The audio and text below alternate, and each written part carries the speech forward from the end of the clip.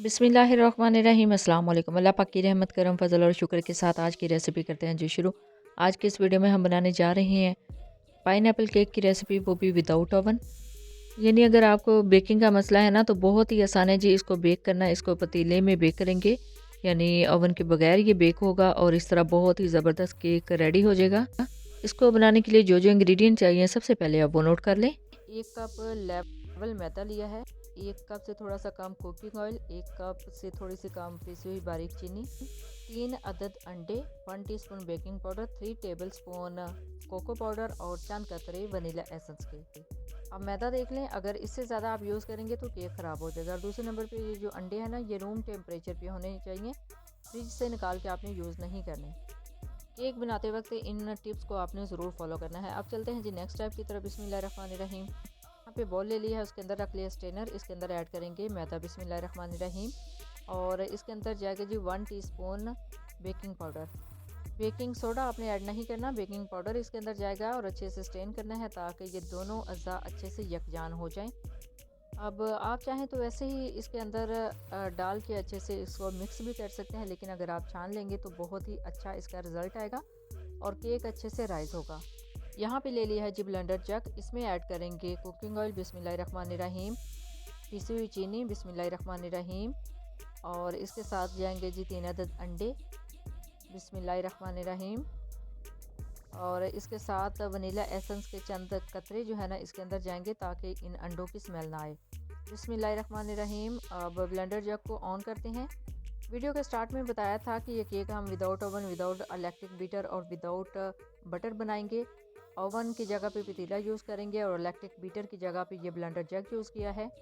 Butter की जगह पे कुकिंग ऑयल। बिस्मिल्लाहिर्रहमानिर्रहीम। अब ये अच्छे से बैटर हमारा रेडी हो गया है। अब इसको ऐड करेंगे, ये जो मिक्सचर हमने बना के रखा था इसके अंदर, और अच्छे से बीट करना है। इस स्टेज पे जितना अच्छा आप बीट करेंगे ना उतना ही अच्छा केक फ्लफी होगा, राइज होगा। तो अच्छे से बीट करना है ताकि ये सारी चीज़ें अच्छे से यकजान हो जाएं। तो अल्हम्दुलिल्लाह बहुत ही अच्छे तरीके से ये बीट हो चुका है। अच्छा जी, हमारा जो बैटर है बिल्कुल परफेक्ट रेडी हो चुका है। इसको ऐड करते हैं एक मोल्ड में। बिस्मिल्लाहिर्रहमानिर्रहीम। यहाँ पे ले लिया है मैंने एक मोल्ड, और मोल्ड है जी ये 3 पाउंड का, और इसी के अंदर इसको ऐड करेंगे। और ये देखिए मैंने इसके अंदर जो बटर पेपर है वो लगा दिया है एज अ लाइनर। और इस बैटर को ऐड करने के बाद अच्छे से इसको टैप करना है ताकि इसके अंदर जो एयर बबल्स है ना वो ना बने।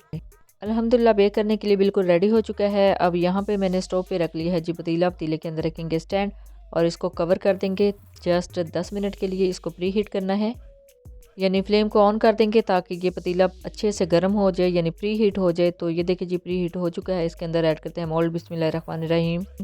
35 से 40 मिनट के लिए इसको बेक कर लेना है और इसको आप कवर कर देते हैं। कवर करने के बाद मैं आपको हीट दिखाती हूँ कि कितनी हमने फ्लेम रखनी है।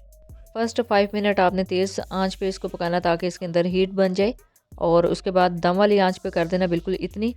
35 से 40 मिनट तक इसको बेक करना है। अल्हम्दुलिल्लाह 35 से 40 मिनट मेरे यहाँ पे गुजर चुके हैं। अब इसको करते हैं जी अनबॉक्स। बिस्मिल्लाहिर्रहमानिर्रहीम।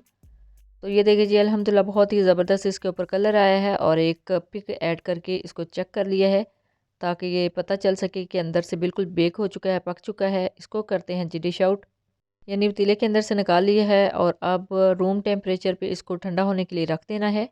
देखिए जी अल्हम्दुलिल्लाह कितना ज़बरदस्त इसके ऊपर कलर आया है। और यहाँ पे मैंने मोड़ लिया था जी लॉक वाला, ताकि ये जो ना आसानी के साथ निकल जाए। अब इसको, इसका जो लॉक है उसको ओपन कर लेते हैं। अभी बड़ा ज़्यादा गर्म था ये मोल्ड, तो ओपन हो गया था। अब इसको निकाल लिया है जी। देखिए निकालना कितना आसान है। बटर पेपर इसी वजह से लगाया जाता है ताकि निकालने में आसानी हो, साथ ना चिपके।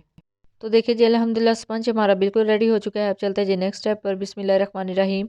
यहाँ पे एक बॉल ले लिया है और उसके अंदर ऐड करेंगे क्रीम। और मैं अपने जो केक की टॉपिंग करती हूँ ना उसके लिए यही क्रीम यूज़ करती हूँ, और आपको बताते ही चलूँ this is not a sponsor video. ये खुद मैंने अपनी वीडियो के लिए, अपनी रेसिपी के लिए बाय की थी।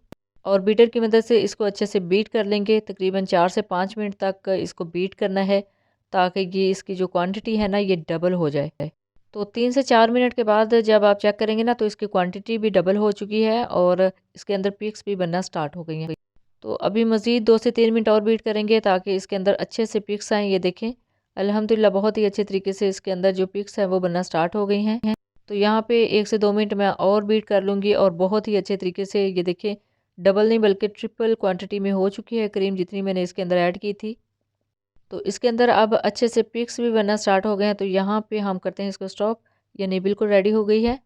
तो अब चलते हैं जी नेक्स्ट स्टेप पर। बिस्मिल्लाहिर्रहमानिर्रहीम। यहाँ पे स्पंज की कटिंग करनी है। कटिंग करना बहुत ही आसान है, जस्ट नाइफ़ लेके मिडल से कट करना है। आप चाहें तो इसकी 3 लेयर्स भी कट कर सकते हैं, मैंने यहाँ पे 2 लेयर्स इसके कट की हैं।